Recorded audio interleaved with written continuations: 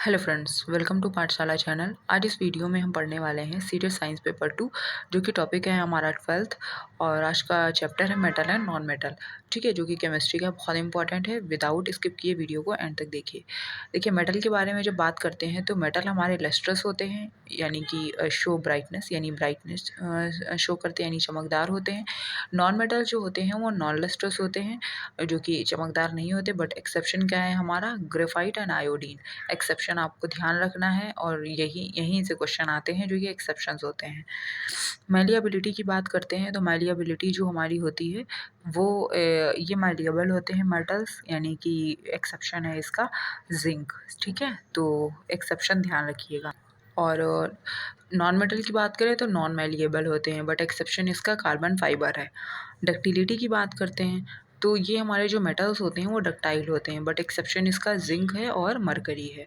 और जब non metal की बात करते हैं तो नॉन डक्टाइल है, बट एक्सेप्शन भी कार्बन फाइबर इसका भी है। ठीक है, तो ये भी ध्यान रखिएगा।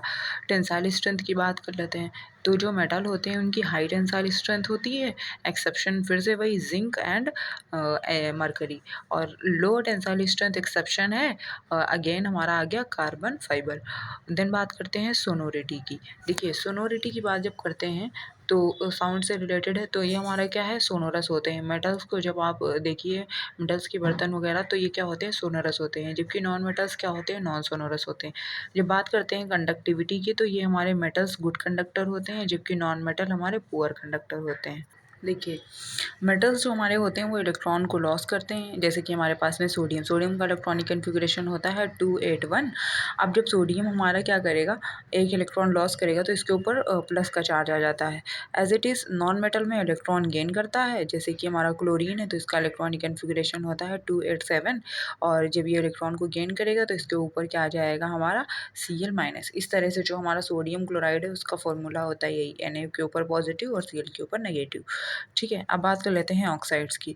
तो मेटल जब हमारा ऑक्सीजन के साथ में रिएक्ट करता है तो हमारा मेटालिक ऑक्साइड्स का फॉर्मेशन करता है। और नॉन मेटल जब हमारे ऑक्सीजन के साथ में रिएक्ट करते हैं तो नॉन मेटालिक ऑक्साइड्स का फॉर्मेशन करते हैं, जो कि हमारे एसिडिक होते हैं। ठीक है, और अब बात कर लेते हैं हम लोग नेक्स्ट पॉइंट की, जो कि बहुत इंपॉर्टेंट है। इस रिएक्शन को आप ध्यान रखेंगे, ये कई बार एग्जाम में रिएक्शन के थ्रू आ जाता है, ऐसे ही पूछ लेता है आपसे। कई ये आपसे पूछ ले कि कॉपर जब हमारा कार्बन डाइऑक्साइड ऑक्सीजन से रिएक्शन करता है तो क्या किस चीज़ का फॉर्मेशन होता है। तो कॉपर जब वाटर और कार्बन डाइऑक्साइड और ऑक्सीजन के साथ में रिएक्ट करता है तो हमारा कॉपर हाइड्रोक्साइड और कॉपर कार्बोनेट की ग्रीन कोटिंग का फॉर्मेशन होता है। अब जब मेटल हमारा कोई भी मेटल जो हमारा वाटर के साथ में रिएक्ट करता है तो मेटालिक ऑक्साइड का फॉर्मेशन करता है। फर्दर हम वाटर के साथ में रिएक्ट करेंगे तो मेटालिक हाइड्रोक्साइड का फॉर्मेशन होगा।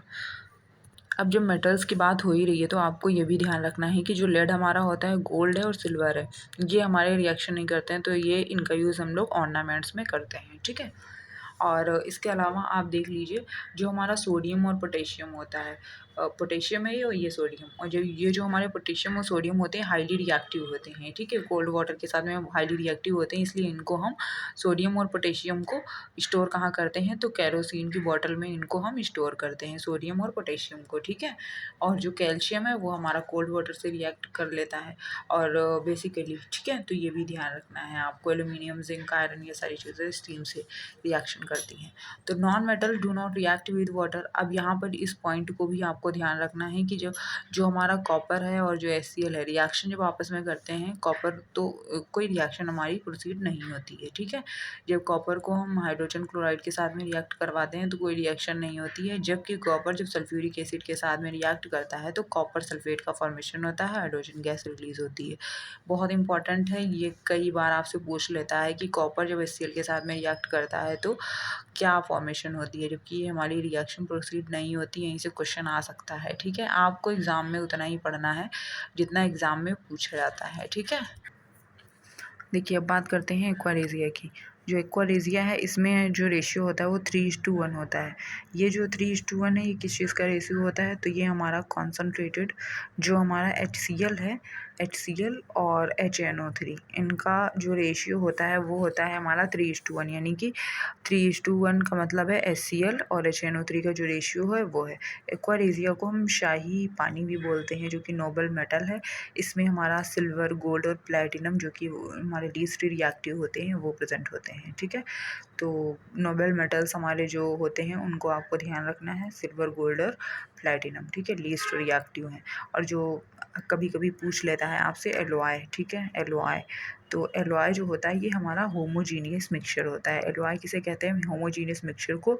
ये मेटल और नॉन मेटल का जो लिक्विड फॉर्म होता है उसको हम एलॉय बोलते हैं। ठीक है, कुछ एलॉय से क्वेश्चन भी आ सकता है, एक तो ब्रॉस पूछा जाता है, एक ब्रॉन्ज पूछा जाता है। ठीक है, एक होता है हमारा ब्रॉस, एक होता है हमारा ब्रॉन्ज। ठीक है, तो जो हमारा ब्रास होता है उसमें क्या होता है, कॉपर प्लस जिंक होता है। ठीक है, और जो हमारा ब्रॉन्ज होता है, तो ब्रॉन्ज में क्या होता है, कॉपर प्लस टिन। ठीक है, ये चीज़ें होती हैं, तो ये भी ध्यान रखना है आपको।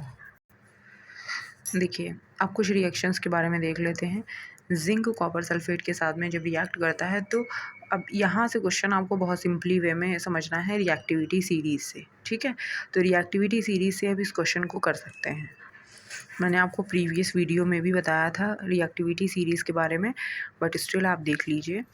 यहाँ पर देखिए रिएक्टिविटी सीरीज़ है, यहाँ पर पोटेशियम है, सोडियम है, calcium, magnesium, aluminium, zinc, iron, lead, hydrogen, copper, mercury, silver, gold, platinum. तो ये जो ऊपर के एलिमेंट्स जितने हैं ये मोर रिएक्टिव हैं, नीचे के जो एलिमेंट्स हैं ये लेस रिएक्टिव हैं एलिमेंट है। तो जो मोर रिएक्टिव एलिमेंट होता है वो लेस रिएक्टिव एलिमेंट को डिस्प्लेस कर देता है। तो यही इस क्वेश्चन में है। देखिए, इस क्वेश्चन में है जिंक और कॉपर सल्फेट। अब ये जिंक कॉपर को डिस्प्लेस कर पाएगा या नहीं कर पाएगा, तो इससे देख लीजिए। यहाँ पर देखिए जिंक है और कॉपर देख लीजिए कहाँ, कॉपर नीचे है, तो ऊपर वाला जो है वो मोर रिएक्टिव है। तो मोर रिएक्टिव होने की वजह से ये कॉपर को डिस्प्लेस कर देगा।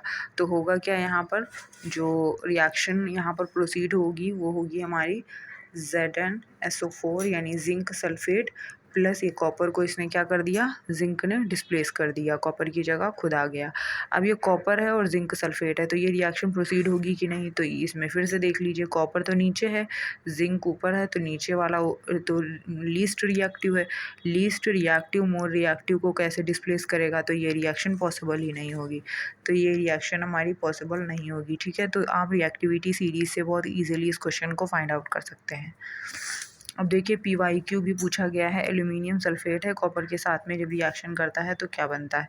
तो यहाँ पर भी ये भी रिएक्शन हमारी प्रोसीड नहीं होगी। इसको भी आप समझ सकते हैं कि ये देखिए एल्यूमिनियम है और यहाँ पर कॉपर है, तो ये भी रिएक्शन हमारी प्रोसीड नहीं होगी।